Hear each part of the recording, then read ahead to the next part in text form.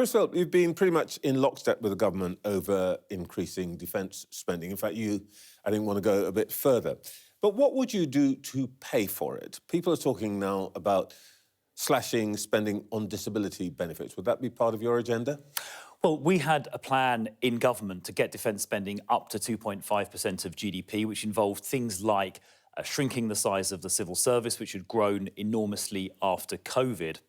Unfortunately, the government cancelled that plan when they got elected and have now frantically had to put back in place a plan to get defence spending up to 2.5. So that was unfortunately 8 months that were wasted thanks to a bad decision which this government made. But we do think we need to go further and get up to 3% of GDP because global events make pretty clear, don't they, that we live in a dangerous continent But how now. would you do it, is the question I'm really asking. Because when you said before, you referred to your plans.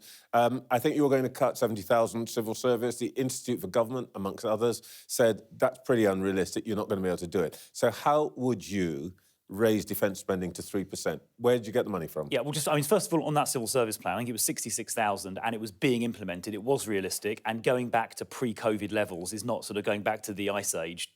It's just winding the clock back a few years. So I don't accept at all that it's unrealistic. But there are other places to look as well. And I think that does include the welfare budget, because we are spending, as a country, £140 billion a year. It's a huge amount of money on benefits, including disability benefits, but others as well, for working age people who, frankly, could be working more. There are 9.3 or 9.4 million working age adults who could be working, who are in fact not in the workforce. And getting them back into work is a critical part of saving money. Indeed, Pat McFadden, the Chancellor of the Duchy of Lancaster, said exactly the same thing to me. But which bit of the budget would you be cutting? Disability benefits, pensions. What would be your target? Yeah. What are you advising the government to do?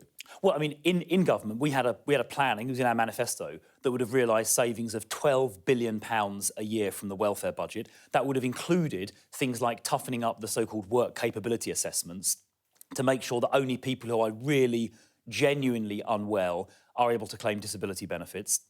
It's gone sort of far too wide. People are now being able to get signed off because they've got, anxiety, and are then not having to even look for a job. Sometimes people are anxious. Well, sometimes they are, but I think it's gone far too far, and it is costing us billions and billions of pounds a year, and we need to make the system, frankly, a little bit tougher. Benefits have actually gone up, quite significantly. The actual level of benefits have gone up quite significantly. I'm sure that is something the government ought to be looking at as well. But there are like I said, £140 billion a year that are being spent on working age benefits, people that should be working, and that figure is frankly far too high. And I say that not just because of defence spending, but to spend taxpayers' money. Every single one of those £140 billion is paid for by someone getting up early, going to work, working hard, paying their taxes, and I think the number is just too high. Is there a danger here of a rather cruel race between you and the government to see who can be more cruel to disabled people? No, I don't think that's right. Obviously, people who are, genuinely disabled and, seriously, genuinely unable to work, obviously should be looked after. I don't think there's anyone in British politics who would say But you can't otherwise. have it both ways. Well, but look, the number of people who have fallen into these categories is sort of far too high. The thresholds, I think, are too low. It's quite, too easy to get signed off, and we are spending too much money. And we've got to keep in mind, every single pound of that, 140 billion, is being paid for by someone who is getting up early, working hard, and paying their taxes. All right, look, a lot of this happened on your watch, and I wonder if, looking back now, the Russian invasions of Ukraine in 2014 and 2022 happened under Conservative administrations. There's a long-term decline in defence spending, of course, but shouldn't those two moments have been a red flag that you needed to increase defence spending then, and you guys just dropped the ball? Well, I mean, defence spending in pound terms, was at a record high, and we did have the plan to increase defence spending further to 2.5%. But look, it is clear that we live in a world that was after 14 years in government.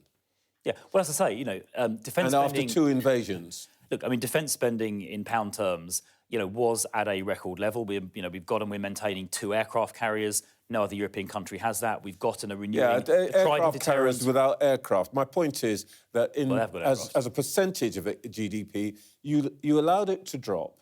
You assumed that the Americans would always protect us, and you just missed what was happening. Well, I think across the Western world, defence budgets have been going down since the end of the Cold War as a proportion of GDP. Actually, our defence budget, as a share of our GDP, is one of the higher in NATO. I think it's in the top 5. It's certainly in the top half of the league table. But look, well, it was before as well. And Western countries as a whole have seen defence budgets go down after the Cold War. But it is, for obvious reasons, but it is clear now that with the way Russia is behaving and other hostile states like Iran, North Korea are behaving, possibly even China in the South China Sea, it is clear we do live in a more dangerous world. My point is Trump has said the Americans have paid essentially for our welfare spending. But actually, Biden and Obama said exactly the same things, and you didn't listen. Well, I don't think that's true because, as I say, we did get our defence spending over. The NATO target, Trevor, is, the NATO target is 2%. We've been consistently above that 2% and had a plan to get to 2.5%. But it's clear we do now need to go further. All right, let's talk about how, in practice, we might go further. One way in which we could increase our defence capability is simply to have more people under arms. Latvian president told me this weekend that he'd expect other European nations to consider, as his country has done, conscription. Now, you're under new leadership, but actually in your manifesto, you had a plan for national service. Would you still stand by that? Well, it was National Citizen Service, wasn't it? And it was one part of it was to put people in uniform. Would you still stand by that proposition? Well, look, I think we're not going to obviously write our manifesto now, so I'm not going to recommit to things that were in the previous manifesto. We'll need to do the thinking properly. I'm not going to sort of speculate 4 years ahead. You just spent 6 minutes telling me about the wonderful plans you had before when you were in government and how good they were. What's wrong with the plan that you put forward last June and July?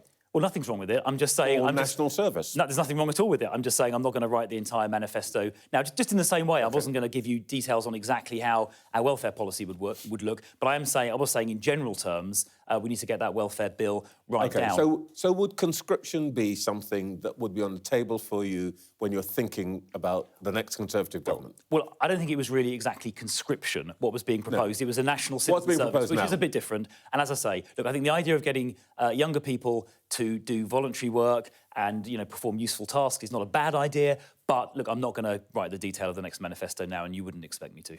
Well, one of the things that you are already saying is that you want to... The technical word is disapply the Human Rights Act to immigration. That is to say, to remove the rights of appeal, representation, and so on from people who have migrated maybe in irregular ways. Is that quite where you want to be?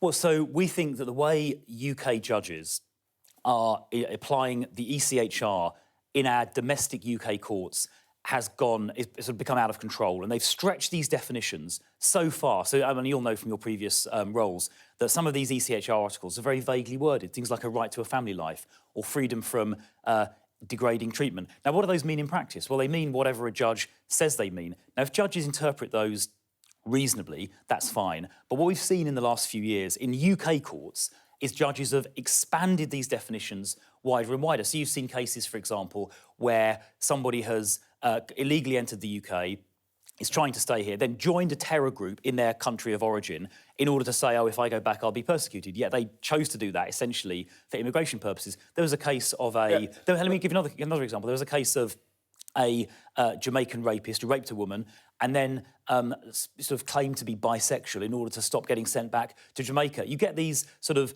spurious claims the whole time, and we think... Well, let me finish. You don't know that it's spurious, do you? What you want to do is to interfere with the judge's judgment. Well, we want the judges in UK courts to apply only UK law that's been passed by Parliament, and obviously we would expect Parliament to legislate reasonably. Now, of course, if the person... Both the cases you've just mentioned are English judges. That's right.